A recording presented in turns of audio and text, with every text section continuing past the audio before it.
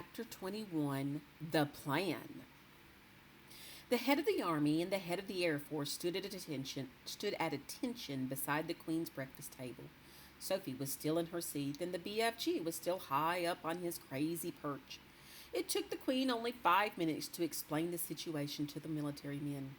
"I knew there was something like this going on, Your Majesty," the head of the army said. "For the last 10 years, we have been getting reports from nearly every country in the world about people disappearing mysteriously in the night. We had one only the other day from Panama." "For the hattie taste," cried the BFG. "And one from Wellington in New Zealand," said the head of the army. "For the booty flavor," cried the BFG. "What is he talking about?" said the head of the Air Force. "Work it out for yourself," the Queen said. "What time is it?"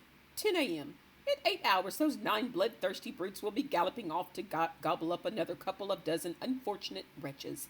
They have to be stopped. We must act fast." "We'll bomb the blighters," shouted the head of the Air Force. "We'll mow them down with machine guns," cried the head of the army. "I do not approve of murder," the Queen said. "But they are murderers themselves," cried the head of the army. "That is no reason why we should follow their example," the Queen said. "Two wrongs don't make a right." "And two rights don't make a left," cried the BFG. "We must bring them back alive," the Queen said. "How?" the two military men said together. "They are all 50 feet high. They'd knock us down like 10 pins." "Wait," cried the BFG. "Hold your horseflies. Keep your skirts on. I think I has the answer to the maiden's hair." "Let him speak," the Queen said. "Every afternoon," the BFG said, "all these giants is in the land of Noddy." "I can't understand a word this feller says," the head of the army snapped. "Why doesn't he speak clearly?" "He means the land of Nod," Sophie said. "It's pretty obvious." "Exactly," cried the BFG.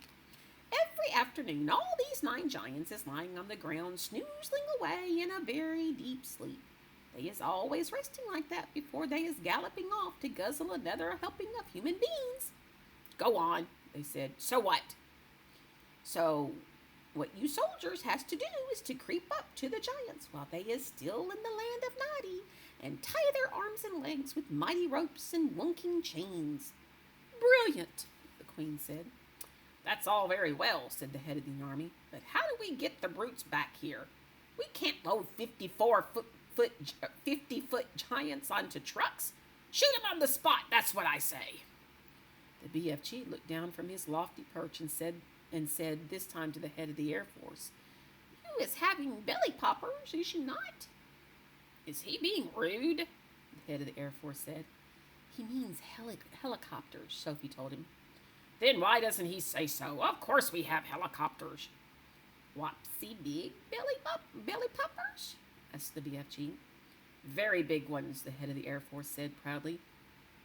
"But no helicopter is big enough to get a giant like that inside it."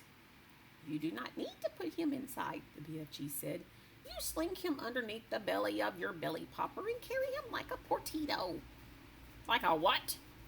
said the head of the Air Force. "Like a torpedo," Sophie said. "Could you do that, Air Marshal?" the Queen asked. "Well, I suppose we could," the head of the Air Force admitted grudgingly.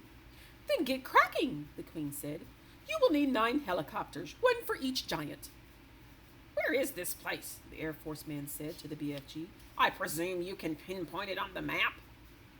"Pinpoint?" said the BFG. "Map? I is never hearing these words before. Is this Air Force being talking slush bungle?" The Air Marshal's face turned the color of a ripe plum. He was not used to being told he was talking slush bungle. The Queen, with her usual admirable tact and good sense, came to the rescue. "BFG," she said, "can you tell us more or less where this giant country is?" "No, Magister," the BFG said. "Not on my Nelly." "Then we're jiggered," cried the Army General. "This is ridiculous," cried the Air Marshal. "You must not be giving up so easy," the BFG said calmly. "The first titchy bobstacle and you meet and you begin shouting you is Biff Squiggled." The Army General was no more used to being insulted than the Air Marshal. His face began to swell with fury and his cheeks blew out until they looked like 2 huge ripe tomatoes. Your Majesty, he cried, we are dealing with a lunatic. I want nothing more to do with this ridiculous operation. The Queen, who was used to the tantrums of her senior officials, ignored him completely. BFG, she said, would you please tell these rather dim-witted characters exactly what to do? A pleasure, Magister, said the BFG. Now listen to me carefully, you two boot-bogglers. The military men began to twitch, but they stayed put. I is not having the foggiest idea where Giant Country is in the world, the BFG said, but I is always able to gallop there.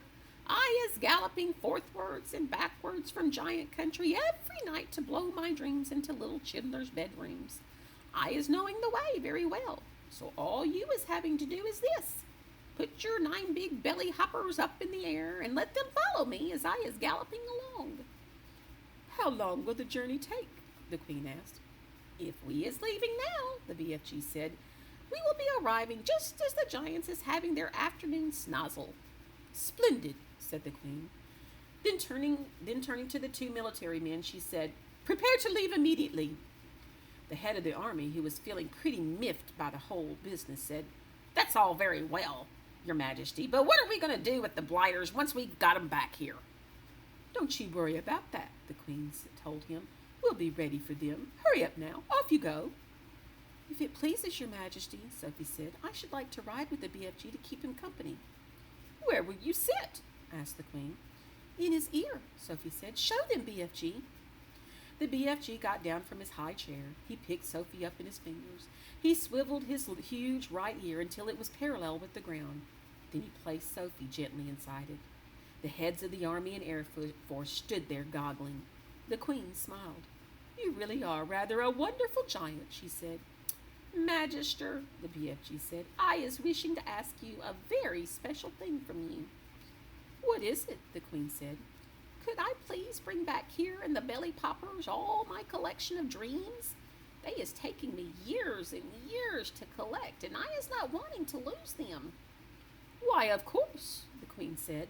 I wish you a safe journey. That's the end of chapter 21. Let's take a look at our quick thought question. Our quick thought question is, why do you think the military men, I'll get it right in a minute. How do you think the military men feel about the BFG? How do you think they feel about him? Do you think they like him very much? You think they like him telling them what to do? What would your evidence be? Think about it. How do you think the military men, the Air Force Marshal, the Army General, how do you think they feel about the BFG telling them what to do? Our vocabulary word is tact. Not like you tacked a nail in the wall. Tact. Act with a t in front of it. Tact. Said the Queen used tact when speaking with the Army General and the Air Marshal. She used sensitivity when dealing with others in difficult situations. She didn't want to upset them any more than what they were. A lot of times we have to use tact when speaking with someone. If someone just lost their dog, you wouldn't want to say, hey, you want to come over and play with my puppy? That might make them feel sad. What if somebody lost a loved one, like the grandma?